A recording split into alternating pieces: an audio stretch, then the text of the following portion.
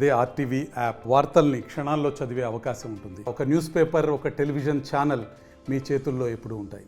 అనంతపురం జిల్లాకు చెందిన లక్ష్మీరెడ్డి 84 సంవత్సరాల వయసులో తను ఏదైతే రామాయణ భాగవతాలు ఇప్పటికీ అన్ని చదివానని ఏకంగా ఏదైతే ఉందో ఈ వేదాలు 4 వేదాల బుక్కులను కూడా తెప్పించుకొని చదవాలనే ఉద్దేశంతో ఈ వయసు దాదాపు 80 సంవత్సరాల పైబడి ఉన్నటువంటి లక్ష్మీరెడ్డి గారు చాలా ఎందుకంటే గొప్పగా తను అనుకున్నది. ఎందుకంటే ఎప్పటి నుంచో రామాయణ భాగవతాలు దాదాపు 5 నుంచి 6 సార్లు చదివేశానని. అయితే ఇప్పుడు నాకు వేదాలు చదవాలి అనే ఆకాంక్షని తీర్చుకోవాలనే ఉద్దేశంతో ఇప్పుడు ఏకంగా దాదాపు 24,000 రూపాయలు పెట్టి కూడా తెప్పించుకున్నటువంటి పరిస్థితి. మరి మనతో లక్ష్మీరెడ్డి ఉన్నారు, ఏం చెప్తారు ఆయన మాట్లాడండి.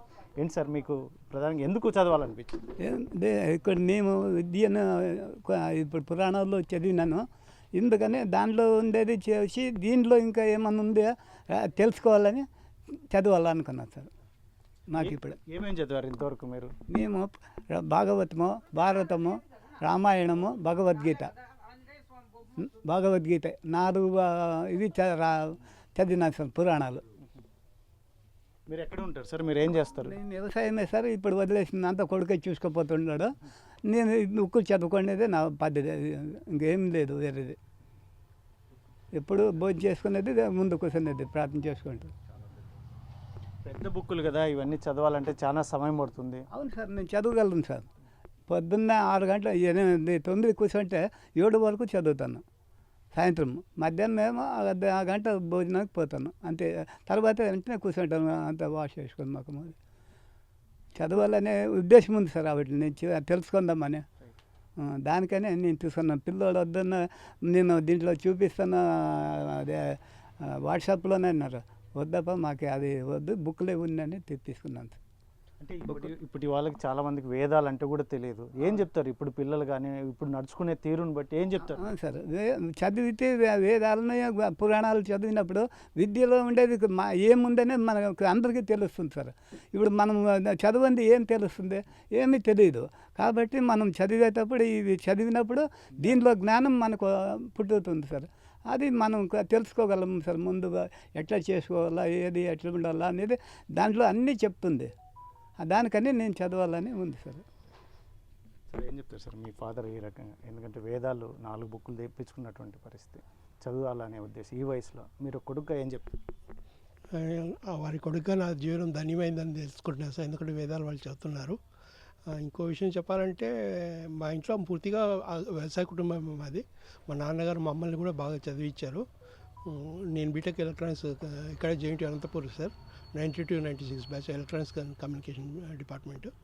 సో నాన్నగారు అమ్మగారు తీరిపోయినప్పటి నుంచి ఒంటరిగా ఉన్నారు కాబట్టి ఏదో ఒంటరితనం పోగొట్టుకోవడం కోసం చదవాలి, అది ఇది చదవాలని నేను శ్లోకాల బుక్లు కూడా చాలా తెప్పించి పెట్టాను.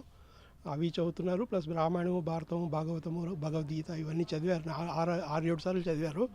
వాళ్ళు కంప్యూటర్లో వేదాలు చదవమని వేదాల బుక్స్ కంప్యూటర్లో దొరుకుతున్నాయి సార్ PDF రూపంలో. వాటిని చదవమంటే నా వల్ల కంప్యూటర్ చదవడం చేత కాదు, పుస్తకాలే తెచ్చుకుంటారంటే పుస్తకాలే తెప్పించి ఇస్తున్నాం సార్. అంటే మీరు కూడా విదేశాలకు వెళ్ళొచ్చినటువంటి పరిస్థితి అని చెప్తారు. మరి ఈరోజు మీ ఇంట్లోనే ఇట్లా వేదాలు కానీ ఇవన్నీ చదువుతుంటే మీరు ఏమైనా అడ్డు చెప్పారా ఎప్పుడైనా మీ తండ్రి గారికి? సార్ అది మంచి విషయమే కదా సార్, దానికి అడ్డు చెప్పాల్సిన పనే లేదు సార్. ఇంకా చదువుని ప్రోత్సాహం ఇవ్వాలి తప్పించి డిస్కరేజ్ చేయకూడదని నా అభిప్రాయం సార్. మీరు దగ్గరగా మీ నాన్నగారిని చూస్తున్నారు, ఈ జనరేషన్కి ఏం చెప్తారు మీరు? సార్ ఓల్డ్ ఈజ్ గోల్డ్ అంటారు. ఎప్పుడు పాత వాళ్ళ నుంచి మనం నేర్చుకోవాల్సిన విషయాలు చాలా ఉన్నాయి సార్. వేదాల కాలం నుంచి మన ఋషులు ఎన్నెన్నో సాధించి పెట్టారు. వాటిని చూసి చదివి కొత్త తరం వారు నేర్చుకోవాలి. అందులోనూ తెలుగు అడగంటిపోతుంది సార్ ఇంగ్లీష్ మీడియం చదువుల వల్ల.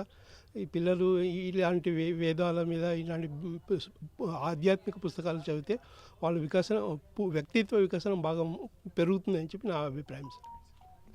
చూడొచ్చు అనంతపురం జిల్లాలో ఇక్కడ స్ఫూర్తి బుక్ స్టాల్ నగరంలో ఉంటుంది. ఆధ్యాత్మిక పుస్తకాలను ఇక్కడ విరివిగా ఇక్కడ అమ్ముతుంటారు.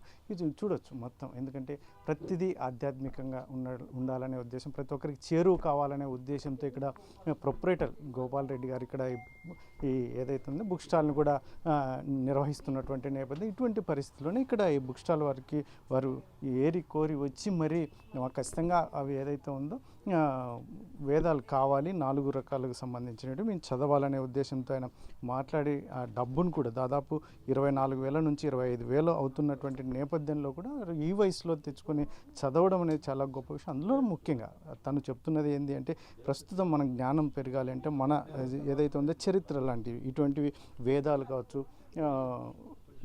మొత్తం ఈ ఏదైతే ఉందో మొత్తం భగవద్గీత కావచ్చు, భాగవతం కావచ్చు, ఇటువంటివన్నీ చదివితే ఇప్పుడు ప్రస్తుత జనరేషన్కి చాలా విషయాలు తెలుస్తాయి. ఇప్పుడు ప్రస్తుత జనరేషన్ అయితే ఏదో వాళ్ళకి ఏదో అనే దిక్కు తెలియని పరిస్థితిలో ఒకవైపుగా వెళ్తున్నటువంటి నేపథ్యం, పాశ్చాత్య సంస్కృతికి అలవడుతున్నటువంటి నేపథ్యంలో ఇటువంటివి అనేది మనం ఓల్డ్ ఈజ్ గోల్డ్ అనేది కూడా ఖచ్చితంగా మనం అలవర్చుకోవాలి. అది మన దైనందిన జీవితం, మన సంస్కృతి సాంప్రదాయాలు తెలియాలి అంటే ఇటువంటి పుస్తకాలు చదవాలి అని చెప్తున్నటువంటి నేపథ్యం.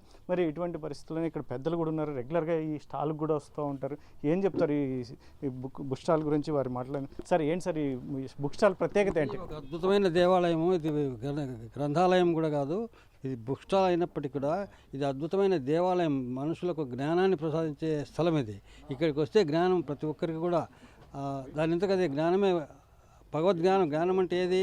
అయ్యా నువ్వు మానవుడు కాదు, నువ్వు భగవత్ స్వరూపమే, నువ్వు సాక్షాత్తు భగవంతుడివే, నువ్వు దేవుడివే అనే జ్ఞానాన్ని ఇచ్చే పుస్తకాల గ్రంథాలు ఉన్నాయి. కాబట్టి ఇక్కడికి వస్తాను, అటు వచ్చిన వారికి కూడా అటువంటి జ్ఞానం అదే కలుగుతూ ఉందని నా ఉద్దేశం. నేను ఇక్కడికి అప్ అండ్ డౌన్ వస్తూ ఉంటాను, అందుకు నేను చెప్తున్నాను. నేను కూడా ఈ విషయాలు వేదాలు చదువుతానేమో. నేను ఇప్పుడు సంస్కృత భాగవతం చదువుతూ ఉన్నాను. అది అయిపోతాను తెప్పించి చదవగలను, వేదాలు చదవాలనేది నాకు అనిపిస్తుంది. ఎందుకంటే ఆయన ఆ వయసులో చదువుతున్నాడు, నేను ఇంకా 78, ఎందుకు చదవకూడదు అనే ఒక పట్టుదల కలిగింది. నేను కూడా తెప్పిస్తాను సార్, చదువుతాం అనుకుంటున్నాను.